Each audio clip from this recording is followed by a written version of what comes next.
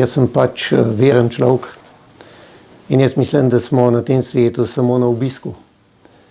In imamo priložnost, samo priložnost v resnici, narediti kaj dobrega ali pa ne.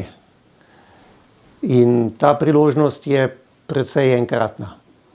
In mislim, da če imamo to na nek način srečo, da smo zdravniki, je ta priložnost še veliko večja. Tako da za mene je bil vedno glavni izziv, da poskusim kot zdravnik narediti nekaj dobrega v tem kratkem obdobju, ki ga imam na voljo, bog ve, koliko časa je še ostalo. Tako da je to pravzaprav tisto glavno vodilo. Zdravniki smo posebej zavezani k temu, ker je povsem jasno napisano, veliko ste prejeli, veliko se bo od vas zahtevalo. Jaz sem veliko prejel.